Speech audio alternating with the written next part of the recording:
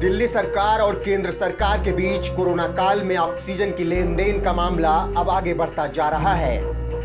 दरअसल supreme court के एक पैनल ने अपने अंतरिम रिपोर्ट में कहा है कि दिल्ली सरकार ने कोरोना संकट के बीच जरूरत से ज्यादा 4 गुना ऑक्सीजन की डिमांड की थी, जिसकी वजह से 12 राज्यों पर सप्लाई का असर पड़ा था। आपको बता दें कि दिल्ली सरकार ने कोरोना की दूसरी लहर के समय 1140 मीट्रिक टन ऑक्सीजन की डिमांड की थी। वहीं पर रिपोर्ट के मुताबिक दिल्ली को केवल 372 मीट्रिक टन ऑक्सीजन की जरूरत थी। वहीं एक रिपोर्ट यह भी है कि उस वक्त दिल्ली में जितने ऑक्सीजन बेड्स उपलब्ध थे उसके हिसाब से मात्र 289 मीट्रिक टन ऑक्सीजन की जरूरत होनी थी। वहीं पैनल की रिपोर्ट आने के बाद बीजेपी नेताओं ने केजरीवाल सरकार पर जमकर निशाना साधना शुरू कर दिया है। दिल्ली से बीजेपी के सांसद गौतम गंभीर ने कहा है कि केजरीवाल में अगर शर्म बची हो तो उन्हें देश से माफी मांगनी चाहिए। वहीं इसके अलावा दिल्ली बीजेपी कमेटी के प्रवक्ता नेता लगातार केजरीवाल सरकार पर सवाल उठा रहे हैं कि उन्होंने ऐसी विकट परिस्थितियों में झूठ बोला और देश को नुकसान पहुंचाया। दूसरी ओर आरोप लगने के बाद सफाई देने के लिए दिल्ली सरकार की तरफ से उप मुख्यमंत्री मनीष सिसोदिया ने मोर्चा संभाला और उन्होंने प्रेस कॉन्फ्रेंस कर सभी आरोपों पर जवाब देते हुए कहा कि सुबह से मैं देख रहा हूं कि बीजेपी के नेता लगातार ट्विटर पर चैनल पर बैठकर मुख्यमंत्री को गाली दे रहे हैं।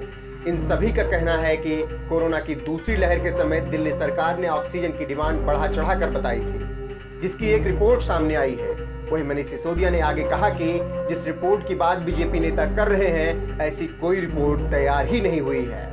भारतीय जनता पार्टी के नेता झूठ बोल रहे हैं। सुप्रीम कोर्ट ऑक्सीजन मामले में सुनवाई कर रहा है। अगर ऐसी कोई रिपोर्ट कमेटी ने बनाई है तो बीजेपी नेता सामने लाएं, क्योंकि ऑक्सीजन कमेटी के सदस्यों ने कोई ऐसी रिपोर्ट तैयार ही नहीं की है, न ही किसी रिपोर्ट पर कोई साइन किया है। ऐसे में बीजेपी नेता जो रिपोर्ट सुबह से बता रहे हैं वो रिपोर्ट भारतीय जनता पार्टी के कार्यालय पर बनाई गई है और उसी के तहत झूठा प्रचार किया जा रहा है। मैं दावा करता हूं कि ऑक्सीजन कमेटी ने ऐसी कोई रिपोर्ट नहीं बनाई है, ये केवल झूठ का प्रचार कर रहे हैं। बीजेपी अब भारतीय झगड़ालू पार्टी हो गई है, उसे हर मुद्दे पर लड़ाई करने का एक जरिया ढूंढना होता है। गौरतलब है कि कोरोना की दूसरी लहर के वक्त दिल्ली में ऑक्सीजन की किल्लत भारी मात्रा में दिखाई पड़ी थी, जिसके बाद कई बड़े अस्पताल हाई कोर्ट और सुप्रीम कोर्ट की शरण में गए थे और ऑक्सीजन कोटा बढ़ाने की मांग की थी।